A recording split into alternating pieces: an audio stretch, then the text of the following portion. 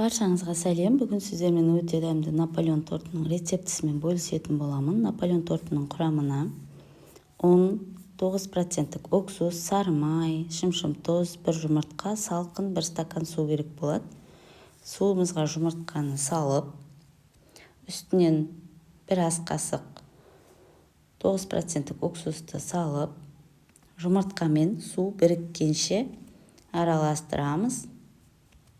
Енді шымшым тұзды салып, ерігенше араластырып, шамамен тағы да тоңазытқышқа салып қоятын боламыз. Енді салқын майды алып, үккіштің көмегімен ұнға малып, крошка жасау үшін ұнымызды дайындайтын боламыз. Үккіштің көмегімен өтіріп алдық. Енді крошка жасаймыз, яғни ұн мен майды біріктіреміз. Ұн мен майды біріктіріп, біздің крошкамыз дайын. Енді тоңазытқыштағы сұйықтықты алып, ортасынан құйып, қасықтың көмегімен қамыр илей бастаймыз. Қамыр илеп, басы біріккен кезде столымызға ұн сеуіп, қамырдың басын біріктіреміз. Қамыр илеу шарт емес. Басы біріксе болды. Дәл осылай да басы бірігеді. Сол кезде мен екі бөлікке бөліп, тегістеп, екі бөлікке бөліп, дөңгелекшелер жасаймын. Ол біздің кожымызға дайындаймыз қамырымызды. Менде жалпы 10 қамыр шықты. Енді оны 1 сағат, 2 сағатқа тоңазытқышқа салып қоямыз. Енді креміне кірісеміз. 2 жұмыртқа, 2 қасық ұн, 2 қасық ас қасықпен крахмал. Жалпы 2 стакан сүт керек болады бізге. 1 стакан бірінші құямыз. Қант еріген соң екінші стаканымызды құйып, жай отқа қойып,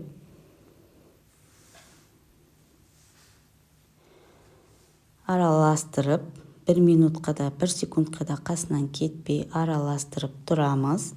Өйткені жай отта тұрса да біздің креміміз астына жабысып күйіп кетуі мүмкін.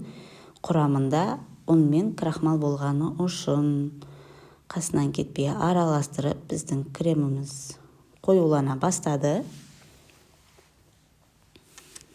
Араластырып, дәл осылай шет-шеттері қайнаған кезде араластырып, басқа ыдысқа құятын боламыз. Тез суы үшін дұрыс піскен крем осылай асты тап-таза болып тұрады, күймейді. Араластырып, қасынан кетпей тұрсаңыздар. Енді 1 ас қасық сары май,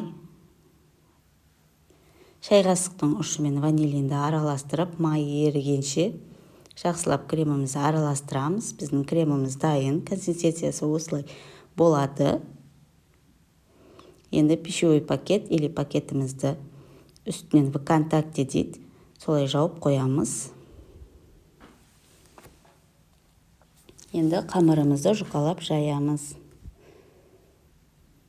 Өте жұмсақ қамыр болып шығады бізде. Пергаменттің үстіне жайып, 24 диаметр кольцода кесіп алып, шанышқының көмегімен тесіп, 200-220 градуста 8-10 минут қызарғанша пісіреміз. Шетіндегі қиған кождарды алып қоямыз. Енді кремге кірісеміз. Тағы да біздің креміміз суып тұр. Миксердің көмегімен шамалы араластырып, үстінен 200 грамм сгущенное молоко құямын. Қойытылған сүт құямыз. Араластырып, көп араластырудың қажеті жоқ. Араластырып, енді корждарымызды жинаймыз. Тортты жинаймыз, яғни. Менде 3-4 қасықтан крем кетті. Дәл осылай корждарымызды жинап алдық. Соңғы корж қалды бізде. Кішкене соңғы коржды қойған кезде басып жібереміз үстін. Кольцоға не үшін жинаймыз? Тортымыз теп-тегіс болып жиналу үшін. Енді шетінде піскен корждарымыздың шетіндегі қиған корждарымызды оқтаудың көмегімен үгітіп аламыз. Шеттерін тегістеп,